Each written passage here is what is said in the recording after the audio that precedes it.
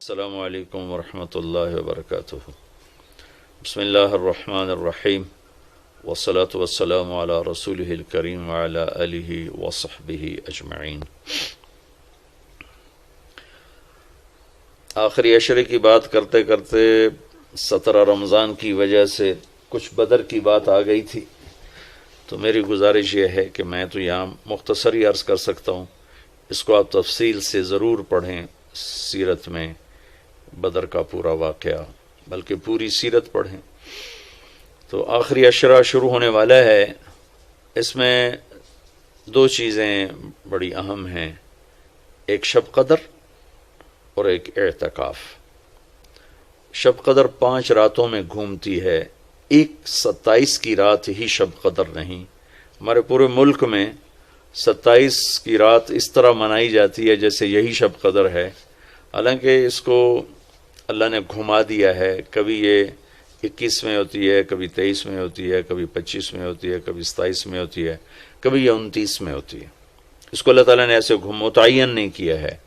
اللہ کے محبوب صلی اللہ تعالیٰ علیہ وسلم تشریف لا رہے تھے شب قدر بتانے کے لیے، تعین کے ساتھ، متعین ہونے کے ساتھ۔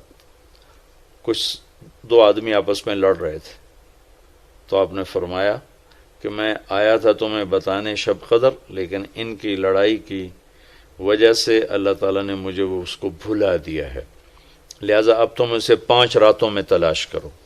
اور یہ اللہ کا بہت بڑا کرم ہوا کہ اللہ نے اسے اس میں گم کر دیا۔ اگر اللہ تعالیٰ اس کو متعین کر کے بتا دیتے، اور آگے آنے والے زمانوں میں تو پتہ ہے کہ شب قدر میں بھی لوگ شراب بھی پئیں گے، زنا بھی کریں گے، تو پھر ایسی اللہ کی پکڑ آتی کہ شاید ہم بندر اور خنزیر بنا دیے جاتے۔ تو اللہ تعالیٰ جیسے وہ دسترخوان اترا، عیسیٰ علیہ السلام کی قوم نے کہا دسترخوان اتارو، ایمان لے، انزل علینا مائدۃ من السماء،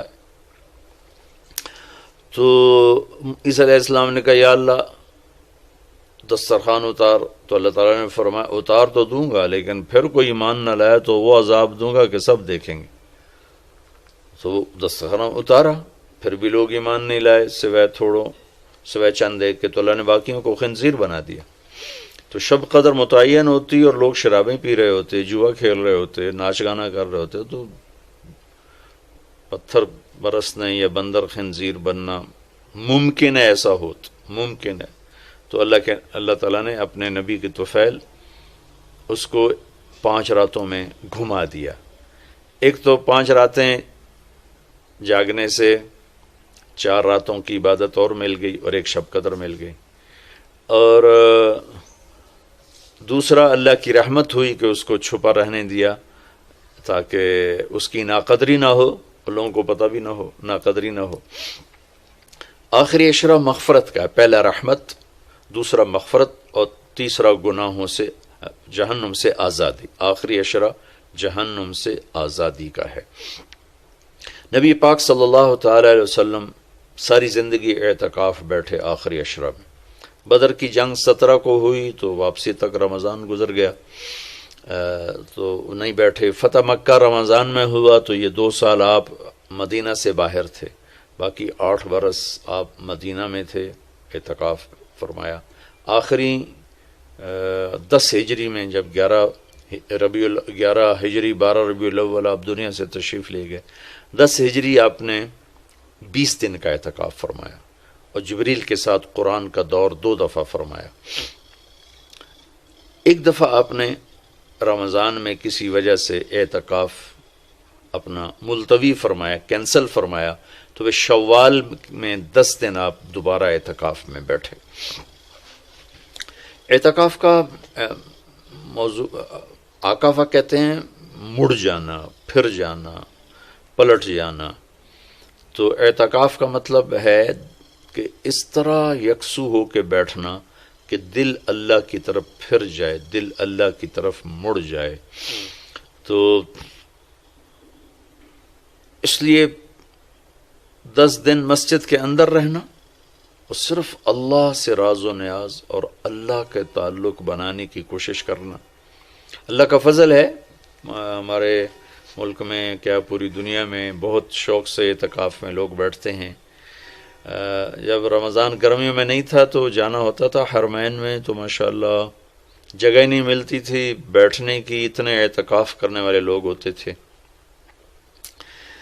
جب کوئی چیز رسم بن جاتی ہے تو اس کی روح نکل جاتی۔ اعتکاف کا مطلب ہے خلوت میں اللہ سے تعلق بڑھانا، لیکن جب وہ اعتکاف ہی ایک مجلس بن جائے اور اعتکاف بھی ایک بھیڑ بن جائے تو وہ اعتکاف نہیں رہتا، نہ اس کا وہ مقصد پورا ہوتا ہے اور نہ اس کا وہ اجر ملتا ہے جو اس پر رکھا گیا ہے کہ ایک دن کا اعتکاف جہنم سے 3 خندق دوری ہے، اور ایک خندق کا فاصلہ زمین آسمان کے برابر ہے۔ تو اعتکاف کا صحیح فائدہ تب ہے جب آپ بیٹھنے سے پہلے علماء سے پوچھ لیں کہ کیسے بیٹھنا ہے، کیا طریقہ ہے۔ ہاں، میں مسائل تو اتنی تفصیل سے اب یہاں نہیں بتا سکتا، کوئی اتنے لمبے چوڑے مسائل ہیں بھی نہیں۔ مسجد کی پابندی کرنی ہے، مسجد سے بغیر ضرورت کے نکلیں گے تو اعتکاف ختم ہو جائے گا، بس اتنی سی بات ہے۔ ہاں، ایک چیز جو اعتکاف کو بہت زیادہ خراب کر رہی ہے وہ یہ موبائل فون ہے۔ اب ہم جا رہے ہیں کہ ہمارا اور اللہ کا تعلق قائم ہو جائے، اور یہ موبائل نے تو زندگیاں خراب کر دی ہیں، نجی زندگیاں خراب ہو گئی ہیں، تعلق خراب ہو گئے ہیں، اور صحتیں خراب ہو گئی ہیں۔ بہت زیادہ اس کا استعمال ہے ہماری قوم میں۔ میں اتنا پھرا ہوں یورپ امریکہ میں، سوائے ضرورت کہ کبھی کسی کے ہاتھ میں موبائل نہیں دیکھا۔ یہاں دیکھو ہاتھوں میں موبائل پکڑ، 2 موبائل پکڑ کے چل رہے ہیں، کوئی کاروباری بھی نہیں ہے، کوئی بڑے زیادہ مصروف بھی نہیں ہیں، 2 3 موبائل رکھے ہوئے ہیں۔ اس قدر احمقانہ حرکتیں ہیں، گاڑی چلاتے ہوئے موبائل سنتے جا رہے ہیں۔ میرا ایک بہت پیارا دوست اس حادثے کا شکار ہوا کہ سامنے والا وہ یہ تو اپنی صحیح لائن پہ جا رہا تھا، وہ اس پہ چڑھ گیا، اس کا تو کھیل رہا اور میرے ایک دوست قیمتی کی جان چلی گئی۔ تو ہمارے یہاں بہت بے احتیاطی ہے۔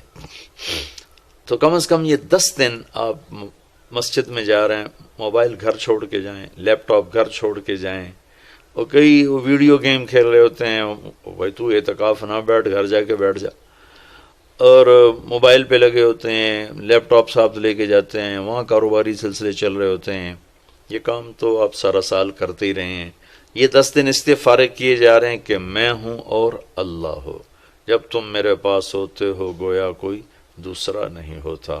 اس طرح اللہ کے ساتھ تعلق بن جائے، اس طرح اللہ پاک کی محبت نصیب ہو جائے کہ پھر ساری زندگی اللہ ہی اللہ ہو، ہر وقت۔ وَإِذَا احفظ اللہ یحفظک، احفظ اللہ تجدہ تجاہک، اپنے اللہ کو اپنے سامنے رکھ، اللہ تجھے ہر وقت اپنے سامنے رکھے گا۔ ہم تو ہیں ہی اللہ کے سامنے، ہر وقت اللہ کو تو اپنے سامنے پائے گا۔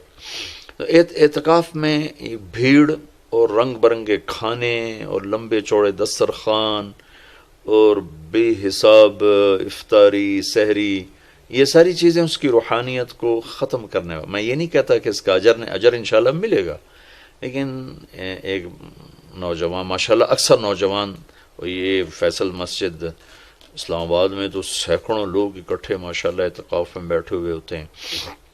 تھوڑی جو بھائی اعتکاف میں بیٹھنا چاہتے ہیں، یہ میری چند گزارشات کو ضرور سامنے رکھیں۔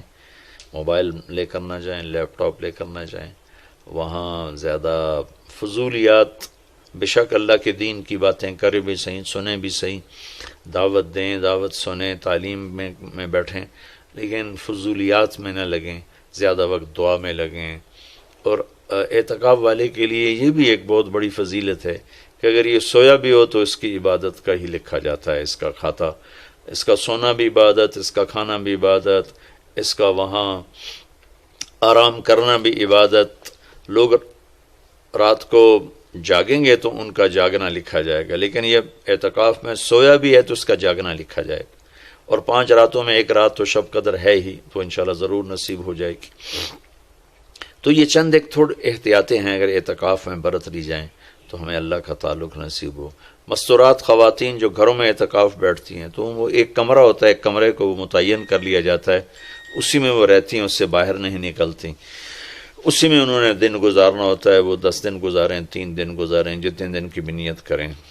اللہ کے محبوب صلی اللہ تعالی علیہ وسلم ہمیشہ 10 دن کا اعتکاف فرماتے تھے، پھر ایک دفعہ 20 دن کا فرمایا۔ اور اس میں شب قدر ہے جو لیلۃ القدر خیر من 1000 شہر۔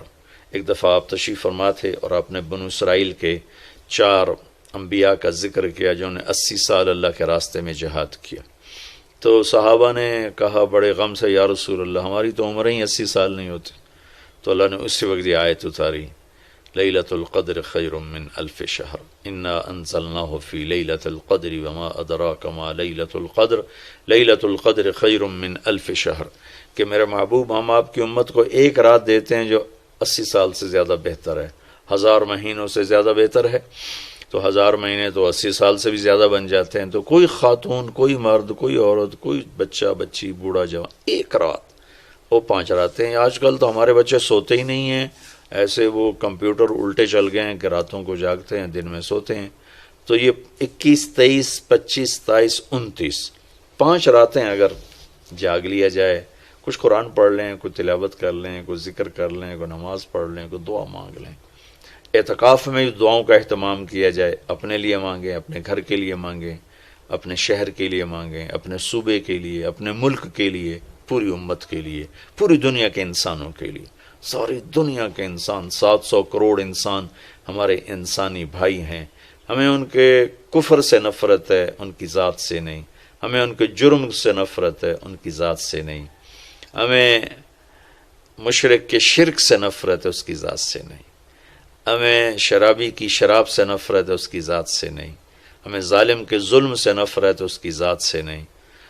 اللہ ان سب کو ہدایت دے دے، یہ جنت میں چلے جائیں تو ہمارا اس میں کیا نقصان ہے؟ وہ جنت میں جائیں گے، اللہ کے نبی خوش ہوں گے، اللہ بھی خوش ہوں گے۔ وہ جہنم میں جائیں گے تو اس میں ہمارا کیا نفع ہے؟ تو ہم تو سب کی ہدایت کی نیت کریں اور سب کے لیے دعا مانگیں۔ پھر جن کے مقدر میں نہیں ہے تو خود ہی اللہ کا غیبی نظام ان کو صاف کر دے گا۔ جن کے مقدر میں ہے اللہ تعالیٰ ضرور ان کے لیے خیر کے فیصلے فرمائے گا۔ تو دعاؤں کا اہتمام کیا جائے، اور خاص طور پر اس ملک کے لیے۔ یہ ہمارا دیس ہے، ہماری پناہ گاہ ہے، لیکن ہمارے اپنے ہاتھوں یہ لٹ گیا ہے، پٹ گیا ہے۔ سازشیں ہیں، فلاں کی سازش، فلاں کی ہوتی ہوں گی سازشیں، دنیا سازشوں کی جگہ ہے اور دنیا مکر و فریب کی جگہ ہے۔ لیکن میں تو یہی کہتا ہوں، تو ادھر ادھر کی نہ بات کر، یہ بتا کہ قافلہ کیوں لٹا۔ مجھے رہزنوں سے گلا نہیں، تیری راہبری کا سوال ہے۔ دل کے پھپھولے جل اٹھے سینے کے داغ سے، اس گھر کو آگ لگ گئی گھر کے چراغ سے۔ پورے ملک کی بددیانتی کس کی سازش ہے؟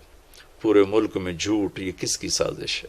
پورے ملک میں ظلم و ستم، قتل و غارت، یہ کس کی سازش ہے؟ پورے ملک میں فرقہ واریت کی نفرت، یہ کس کی سازش ہے؟